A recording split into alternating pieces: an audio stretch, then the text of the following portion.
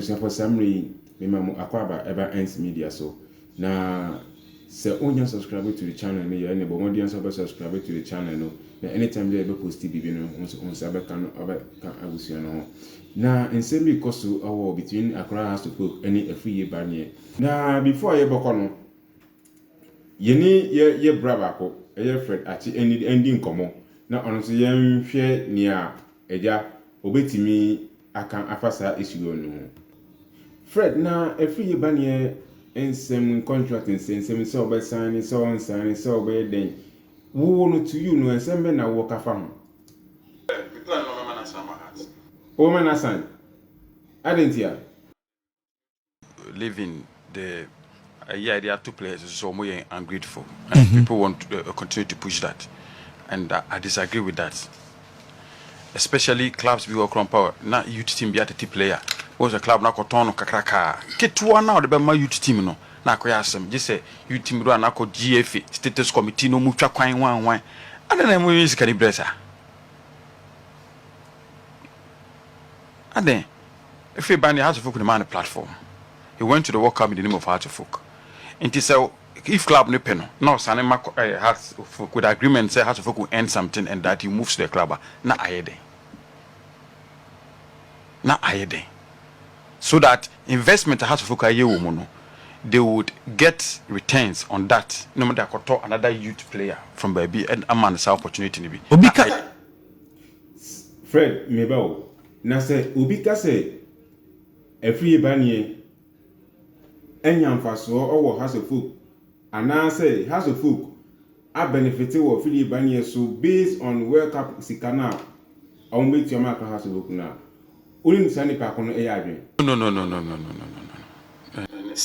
Auntie Fred, so Uncle we Afriyie Bannieh manager and now Uncle Obama Akosola Sani Ama House of Folk.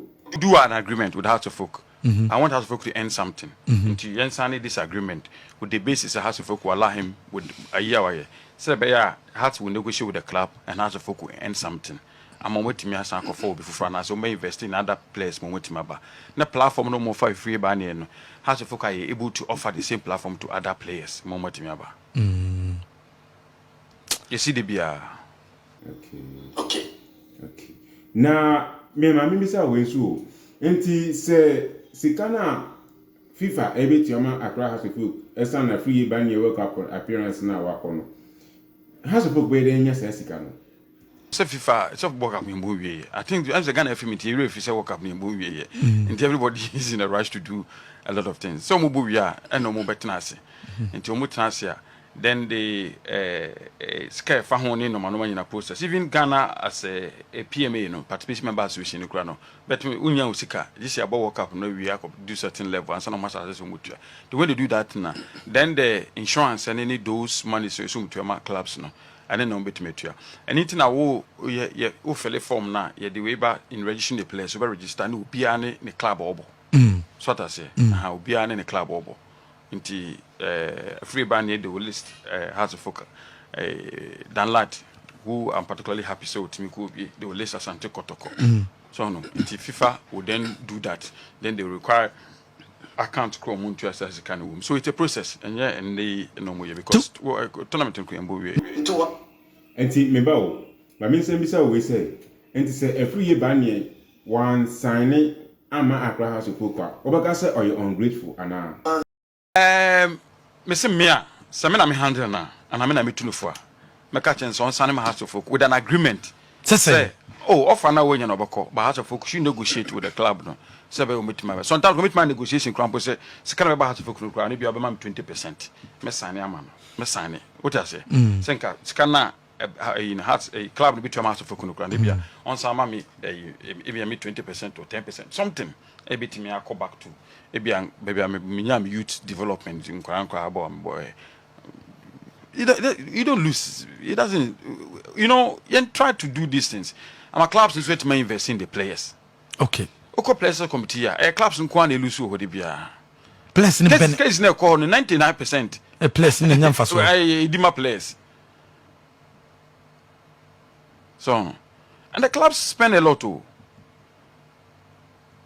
But so okay, so no. Yes, he's played for House of Folk. He scored some goals for House of Folk. But the can goals in kaboom. Until I'm tempted to believe, say, I know when you first saw House of Folk than say House of Folk and you first saw also. Okay. What am I saying? I'm tempted to believe. In young class in your analysis, statistics, but I'm tempted to believe, say, if we House of Folk so far saw more than House of Folk and so far saw. This is the time for him to pay House of Folk by agreeing to extend his contract so the House of Folk will negotiate with clubs some interested in him. No, now has a team BB as not to play for another replace.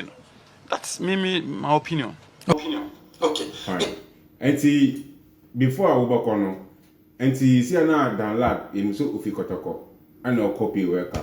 Now before I work kotoko, a Gold Stars no fee, and no call loan or kotoko. Until FIFA sikana ombe tu yama kotokono. Ombe split and ombe chama omni Gold Stars and say ombe any den. There is an ombe no. When you register FIFA system na hono number tu ya. Omu nim previous way. Omu nim loan. FIFA is not a party to agreement between Kotoko and Gold Stars.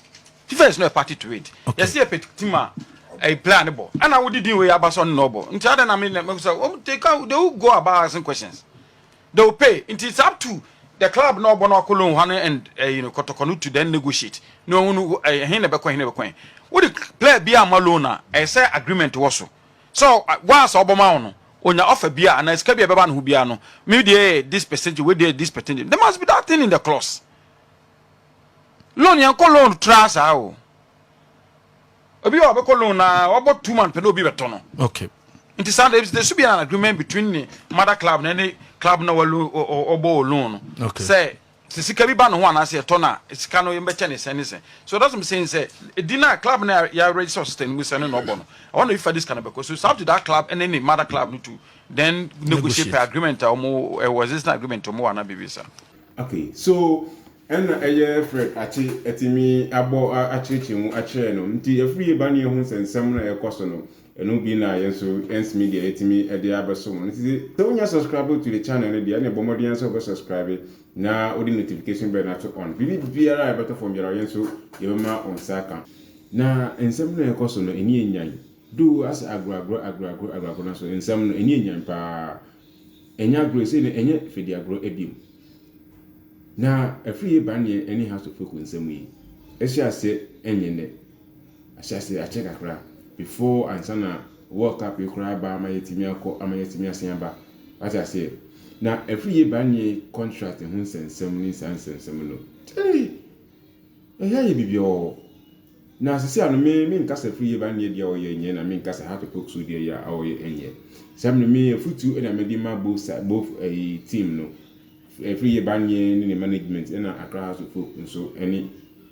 almost team what I say player no contract so player na just say ni contract so mo amunum say players no dey say so won say enipa omo ho na say omo timi nya exposure na obi e bonu din obi e bonu na onya what I say na afedie ni suban assistant yes sanity ono so dia oye for a living no dia oye timi didi no what I say na House of Folk mo say abranti ni contract aso so enche beso na ono ni demand na ono so de mamu say montu maketuem na me so min sign mamu mo anye minim de course mu but de nim say mo anye amesi na time aso na branch na call work up abana wonu say why exposed to reward team akasie ni bedi na ti na obetimi nya opportunity akono afi na mo sign that and say on Wednesday all because of say